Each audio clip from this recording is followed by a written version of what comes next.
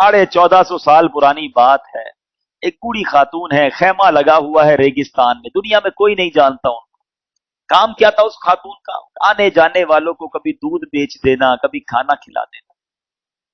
उस बूढ़ी औरत के भाग जाग गए, उसके नसीब जाग गए कि उसके खैमे में नबी पाक अलैहिस्सलातु वस्सलाम जलवा फरमा हो गए। हिजरत का सफर है, मदीने शरीफ जाते जाते आका अलैहिस्सलातु वस्सलाम को कुछ खाने पीने की तलब हुई। अब एक खैमा नजर आया, नबी पाक उस खैमे में जाते हैं, वहां खातून मौजूद है। कहा कुछ खाने को है? खातून कहती खाने को कुछ नहीं। नबी पाक अलैहिस्सलातु वस्सलाम ने देखा घर में कुछ खाने पीने को, एक सूखी सी बकरी खड़ी है, बर्तन सारे खाली। आका ने फरमाया इजाजत दो तो इस बकरी से दूध निकाल लो। कहा हुजूर इस बकरी ने तो बड़ा अरसा हो गया दूध देना छोड़ दिया है। आए हाय, अल्लाह के नबी अलैहिस्सलातु वस्सलाम ने उस बकरी की पीठ पर हाथ फेरा, उसने अपने पैर चौड़े किए, थनों में दूध उतरा और दूध निकलना शुरू हो गया। बर्तन भरना शुरू हुए, एक एक करके सारे घर के बर्तन भर गए। नबी पाक अलैहिस्सलातु वस्सलाम ने भी दूध पिया, हजरत अबू बकर सिद्दीक रज़ियल्लाहु तआला अन्हु ने भी दूध नोश फरमाया। अब जनाब थोड़ी देर के बाद आका तो तशरीफ ले गए कि थोड़ी देर की मुलाकात थी, तारुफ भी नहीं हो सका। वो खातून नबी पाक अलैहिस्सलातु वस्सलाम का नाम भी ना पूछ सकी। आका तशरीफ ले गए मगर उस खातून को दीवाना बना गए। थोड़ी देर की मुलाकात ने मस्ताना बना दिया। उस खातून का नाम उम्मे माबद रज़ियल्लाहु ताला अन्हा, शौहर का नाम अबू माबद रज़ियल्लाहु ताला अन्हु। अब शौहर आकर कहते हैं, ए उम्मे माबद, घर के हालात बदले बदले लग रहे हैं, बकरी दूध देने लग गई, बर्तन दूध से भरे हैं, खैमे में खुशहाली है, ये क्या हो गया आज हमारे घर को? उम्मे माबद कहती मैं कुछ नहीं जानती, एक मुबारक हस्ती आई थी, उनके कदम लगे, हर तरफ खुशहाली आ गई, कमरे में नूर छा गया है। अबू माबद कहते हैं अच्छा बताओ तो सही वो दिखते कैसे थे?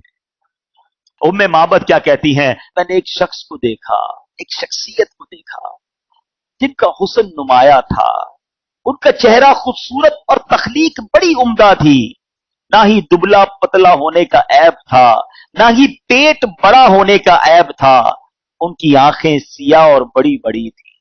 वफी अशफारी ही वतफुन, कहती पलके लंबी थी। वफी सौत ही सहलुन, उनकी आवाज में गूंज थी, कुदरती एको साउंड था। वफी उनुकी ही सतहुन, उनकी गर्दन बड़ी चमकदार थी। वफी लिहयती ही कसासा, उनकी दाढ़ी जो थी वो बड़ी घनी थी। अज़ज्जु अकरन, दोनों अबरू बारीक और मिले हुए थे। इन समत फअलैहिल वक़ार, जब वो खामोश होते थे बड़े बावकार लगते थे। वो इन तकल्लमा समा व अलाहुल बहा, जब गुफ्तगू फरमाते तो चेहरा और बारौनक हो जाता था। कहती अजमलुन नास, बेहतरीन खूबसूरत तरीन थे। वह अबहा बिन बईद, जब दूर से देखते थे ना तो सब में खूबसूरत नजर आते थे, मगर जब करीब जाते तो और खूबसूरत लगते थे। आए कहती हुलवुल मंतिक, निहायती शीरी गुफ्तार थे। फरमाती फसलुन ला नजरुन वला हदर, उनकी गुफ्तगू बिल्कुल क्लियर होती थी, बेफायदा नहीं, कोई बेहुदा बात नहीं, बड़ी खूबसूरत गुफ्तगू फरमाते। कहती है आगे महफूदुन, सब उनके खादिम थे, महशूदुन, सबके लिए वो काबिल एहतराम थे। ला आबिसुन, तुर्श रुवी वाली सख्ती वाली बातें ना थी। वला मुफन्नदुन, ना ही उनके हुक्म के खिलाफ कोई बात की जाती। बात करते थे ऐसा लगता मोतियों की लड़ी निकल रही है। अबू माबद ने जब नबी पाक का ये हुलिया सुना ना, बड़ा मजा आया।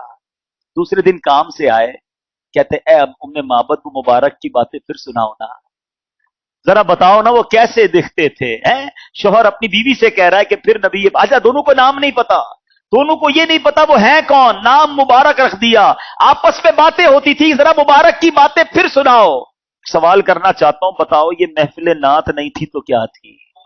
ये मीलाद नहीं था तो क्या था? ये मेरे आका की महफिल हर रोज उस खैमे में सज रही है।